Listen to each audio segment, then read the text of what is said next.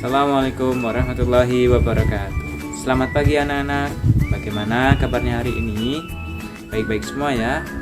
Baik anak-anak, sebelum kita memulai pembelajaran pada hari ini, alangkah baiknya kita berdoa terlebih dahulu ya. Berdoa dimulai. Berdoa selesai.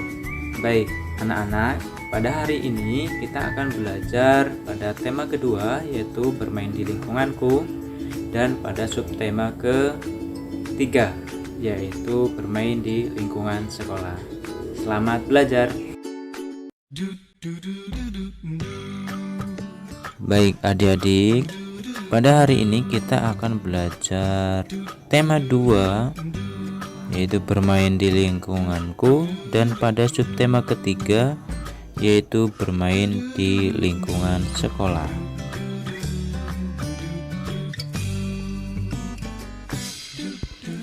Baik adik-adik, tujuan pembelajaran pada hari ini diharapkan 1. Siswa dapat membaca kembali teks pendek yang berkaitan dengan keragaman benda dengan lafal dan intonasi yang tepat dengan percaya diri. Dan yang kedua, siswa dapat menyebutkan isi teks bermain di halaman sekolah berkaitan dengan keragaman benda di sekitar dalam bahasa lisan dengan benar. Yang ketiga, siswa dapat mencatat isi teks pendek yang berkaitan dengan keragaman benda di sekitar dalam bahasa tulis dengan benar. Kemudian yang keempat, siswa dapat menyatakan pembagian sebagai pengurangan berulang dengan tepat. Kemudian yang terakhir, siswa dapat menghitung hasil bagi dua bilangan yang melibatkan bilangan cacah sampai dengan 100 dengan cermat. Seperti itu tujuan pembelajaran pada hari ini ya anak-anak. Adik-adik coba perhatikan gambar berikut ini. Nah, kira-kira sedang apakah mereka? Apakah ada yang tahu? Iya, betul sekali, yaitu sedang bermain di lingkungan sekolah. Nah, adik-adik, kira-kira cerita apa ya yang cocok dengan gambar di samping ini?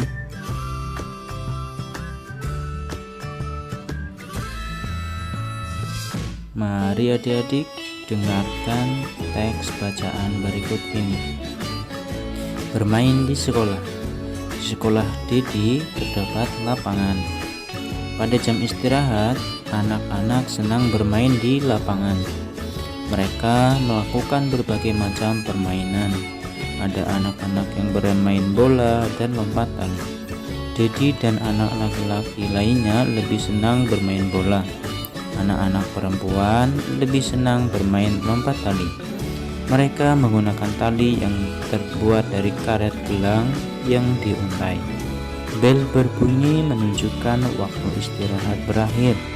Anak-anak segera meninggalkan lapangan dan kembali ke kelas. Nah, adik-adik, setelah kalian mendengarkan teks bacaan bermain di sekolah, dapatkah kalian membuat pertanyaan-pertanyaan sesuai dengan teks bermain di sekolah? Apakah kalian bisa? Nah, adik-adik, sebelum kalian membuat pertanyaan-pertanyaan, tahukah kalian apa itu kata tanya dan kalimat tanya? Ada yang sudah tahu? Kata tanya itu adalah kata yang dipakai dalam kalimat tanya untuk menanyakan sesuatu, baik itu orang atau benda, perbuatan atau tindakan, keadaan atau situasi, dan lain sebagainya. Kalimat tanya. Kalimat tanya adalah kalimat yang memiliki fungsi untuk mengajukan pertanyaan. Ada beberapa ciri-ciri yang terdapat pada kalimat tanya, yaitu ditandai dengan kata tanya, kemudian ditandai dengan simbol, dan lain sebagainya.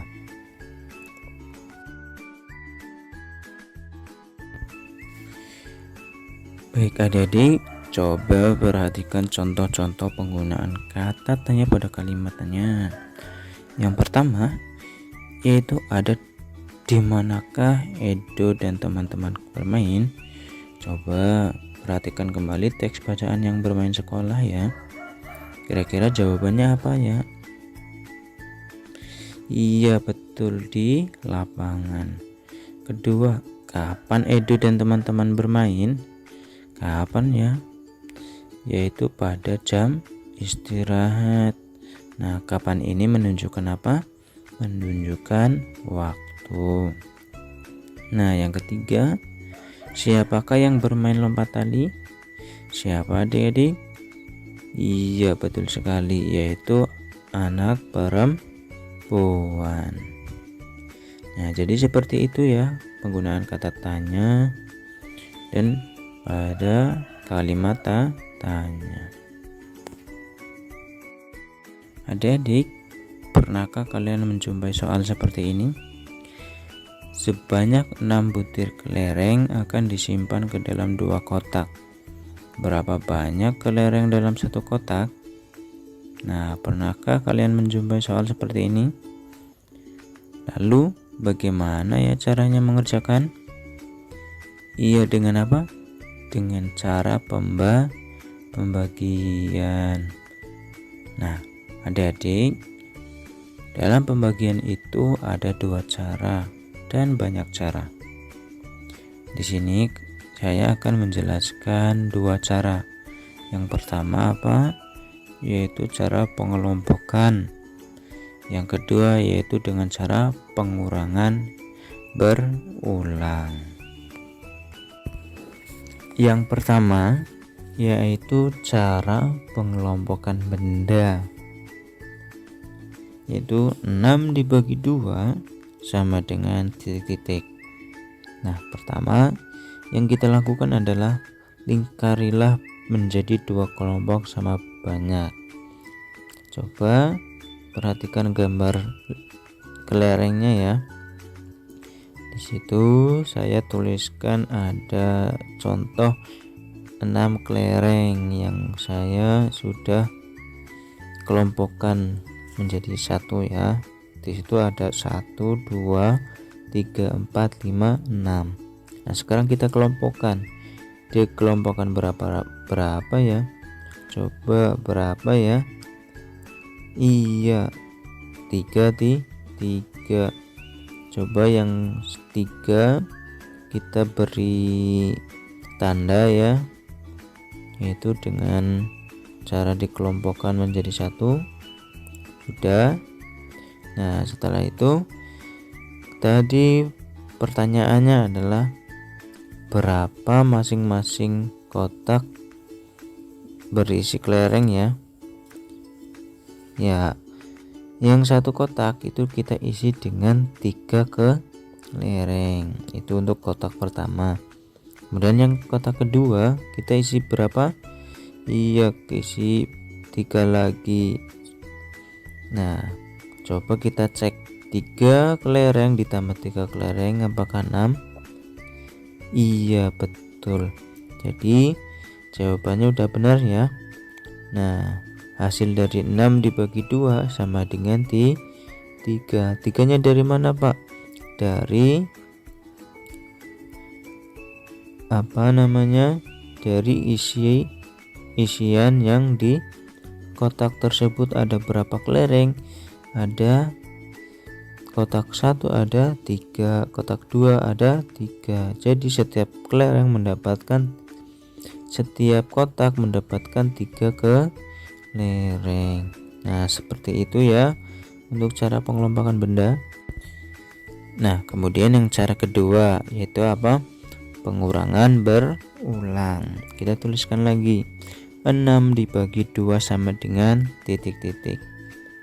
Nah, langkah pertama kurangi 6 dengan 2 hingga diperoleh hasilnya 0. Coba 6 dikurangi 2 hasilnya 4, belum 0 ya. Kemudian 4 dikurangi 2 hasilnya 2, belum 0 juga ya.